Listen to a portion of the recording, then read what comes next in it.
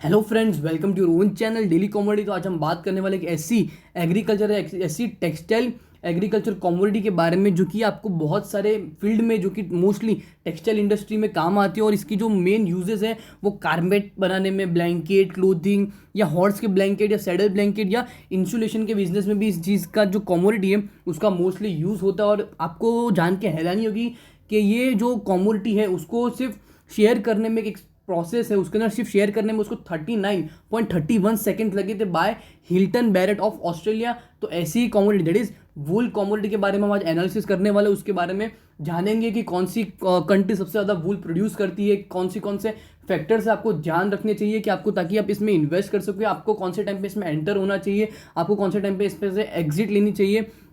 ऐसी ही चीज़ों के बारे में हम बात करने वाले हैं। तो आपको याद दिला दूं कि अगर अभी तक आपने हमारे इस चैनल को डेली कॉमोडिटी को अभी तक आपने सब्सक्राइब नहीं किया हो तो चैनल को जरूर सब्सक्राइब कर दीजिएगा, ताकि हम आपके सामने अलग अलग कॉमोडिटी का एनालिसिस ला सकें, ताकि आपको पता चल सके कि ऐसी कौन कौन सी कॉमोडिटी जिसमें आप ट्रेड कर सकते हो और अच्छे से प्रॉफिट भी कमा सकते हो।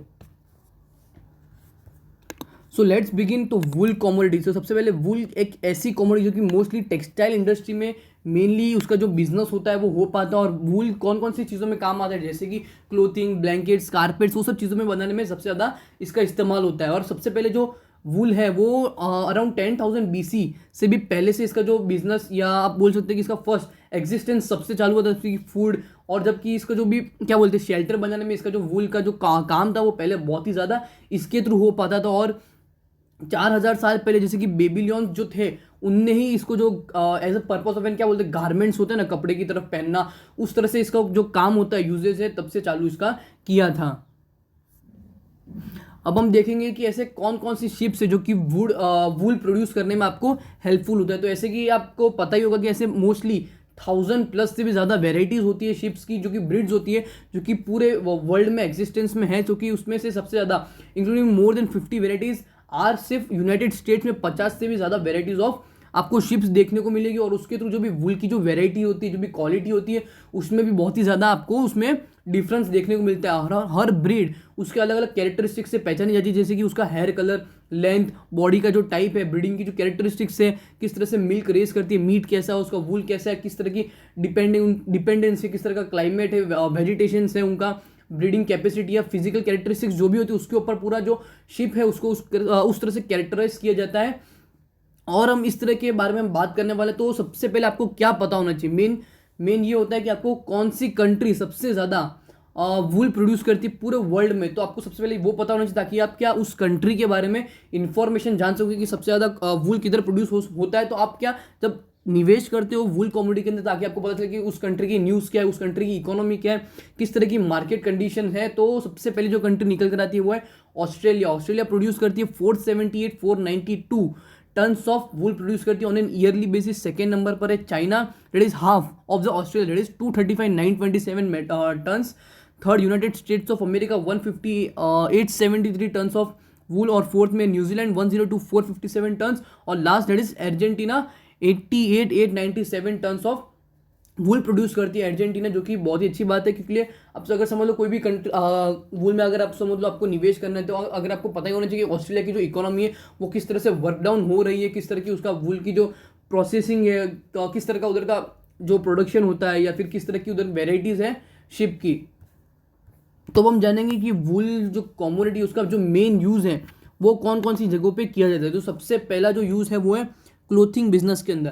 क्लोथ के अंदर जैसे कि आपको पता होगा वूल एक ऐसी कॉमोडिटी जो कि आपको स्वेटर या क्लोथ्स या क्लोथिंग ग्लव्स या फिर मोजे, इन तरह की हर चीज़ों में आपको क्लोथिंग के लिए वूल का बहुत ही ज़्यादा इस्तेमाल होता है। क्योंकि वूल एक ऐसी कॉमोडिटी जो कि आपको वार्म फील कराता है। तो जो भी समर वेयर की जो भी क्लोथिंग होती है वो वूल के थ्रू ज़्यादा बनाए जाते हैं।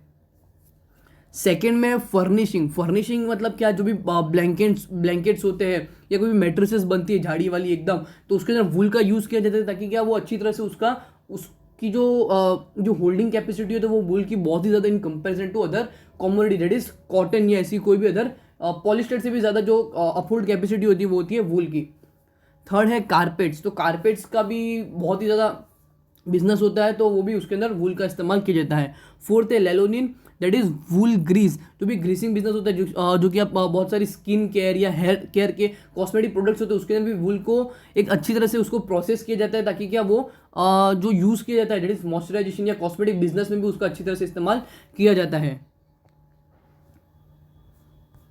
अब हम देखेंगे ऐसे कौन कौन से फैक्टर्स हैं मार्केट में जो कि जो वूल का जो प्राइस होता है मार्केट में उसमें ज़्यादा फ्लक्चुएशंस लाता है। तो सबसे पहले जो फर्स्ट रीज़न निकल कर आता है वो है वूल का स्टॉक।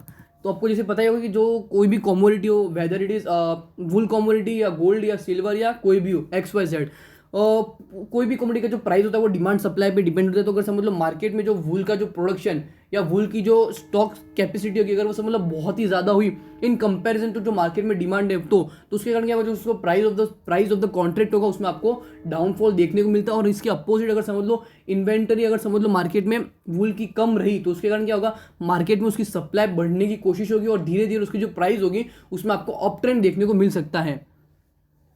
सेकेंड जो रीज़न है वो है कंज्यूमर प्रेफरेंसेस। तो जैसे कि कोई भी कमोडिटी का जो यूज़ है मोस्टली किसके ऊपर होता है कंज्यूमर उसको प्रीफर करते हैं या नहीं। अगर समझ लो वूल कमोडिटी की अगर मैं बात करूँ तो पहले जो वूल का जो काम था वो बहुत ही कम था या लिमिटेड था बट अभी ऐसे बहुत सारी जो फैशंस आ रही है या जिस तरह की इंडस्ट्री या जिस तरह का इकोनॉमी या मार्केट या कोई भी कंट्री प्रीफर करती है तो वूल का जो यूज़ है वो डेवलपिंग कंट्री बहुत ही ज़्यादा कर in comparison to other country.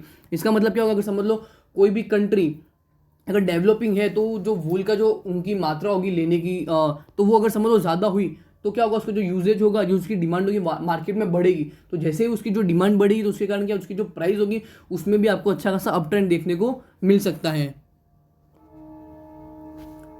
Third reason है वर्क प्लेस ट्रेंड। अगर समझ लो कोई कंट्री है अगर उधर समझ लो वर्क प्लेस या उस तरह का जो एनवायरनमेंट है वो इस तरह का ही है कि उधर मोस्टली सब लोग प्रीफर करते हैं कि हम वूल के कपड़े ही पहनेंगे तो ज़्यादा बेटर रहता है। जैसे कि अगर समझ लो बहुत ही ठंडे जैसे देश हो गए अगर समझ लो उधर वूल के कपड़े बहुत ही ज़्यादा प्रीफर होते हैं तो उस जगह पे क्या होगा उस जगह पे ट्रेंड ही होगा कि मोस्टली अगर लोग प्रीफर भी करते तो मोस्टली वूल को प्रीफर करते तो उसके कारण भी क्या होगा जिसका जो प्राइस है जो ट्रेडर्स की जो प्राइस है वो अपने हिसाब से प्राइस को इंक्रीज भी कर सकते हैं। तो उसके कारण क्या जो कमोडिटी का जो प्राइस चलता है मार्केट में इन रियल मार्केट तो उसमें भी आपको अच्छा खासा ट्रेंड देखने को मिल सकता है। फोर्थ जो रीजन है वो है ऑस्ट्रेलियन डॉलर जो कि बहुत ही इंपॉर्टेंट फैक्टर है क्योंकि आपने कोई भी कमोडिटी के बारे में देखा होगा कि कोई भी फैक्टर हो तो उसके अंदर US डॉलर मेन रहता है बट इसके अंदर ऑस्ट्रेलियन डॉलर मेन क्यों है क्योंकि जो सबसे ज़्यादा प्रोड्यूस करता है प्रोड्यूसिंग कंट्री जो है सबसे ज़्यादा तो वो है ऑस्ट्रेलिया सबसे ज़्यादा वूल प्रोड्यूस करती है पूरे वर्ल्ड में जो कि mostly 50% of the market share है ऑस्ट्रेलिया के पास। तो उसके कारण क्या जो भी कमोडिटी या फ्यूचर्स जो मार्केट में ट्रेड होते हैं वूल के वो पूरे ऑस्ट्रेलियन डॉलर के हिसाब से ही होते हैं neither of the US dollar. तो इसका जो मेन फैक्टर है वो क्या होगा जब समझ लो ऑस्ट्रेलियन डॉलर का जो प्राइस है वो अगर समझ लो कम होता है तो जो वूल की जो प्राइस होती है मार्केट में उसमें आपको अच्छा खासा ट्रेंड या अच्छा खासा अप ट्रेंड देखने को मिल सकता है। बट इसके अगेंस्ट अगर समझ लो ऑस्ट्रेलियन डॉलर का जो प्राइस है वो अगर समझ लो स्ट्रांग हो जाता है तो जो price of the contract of the वूल है उसमें आपको डाउन ट्रेंड देखने को मिल सकता है। और जो लास्ट और एक रीज़न है जो नॉर्मल होता ही वो है डिमांड सप्लाई वो तो आपको पता ही होगा। तो होप करता हूँ कि आपको जो हमने वूल कमोडिटी का जो भी एनालिसिस किया वो आपको अच्छा लगा हो। अगर आपको वीडियो अच्छी लगी तो वीडियो को लाइक शेयर जरूर कर दीजिएगा और हमें कमेंट सेक्शन में जरूर बताइएगा कि आपको और कौन सी कमोडिटी का एनालिसिस चाहिए। हम वूल कमोडिटी के बारे में और भी कुछ इन्फॉर्मेशन आपके सामने लाएंगे ताकि आपको पता चल सके ऐसी कौन कौन सी स्ट्रेटेजी ऐसी कौन कौन सी ट्रेडिंग टेक्निक्स है ताकि आपको पता चल सके आपको वूल कमोडिटी में किस तरह से इन्वेस्ट करना है ताकि आपको पता चल सके वूल फ्यूचर्स ऑप्शंस या ETF जैसे फंड में आपको किस तरह से निवेश करना चाहिए।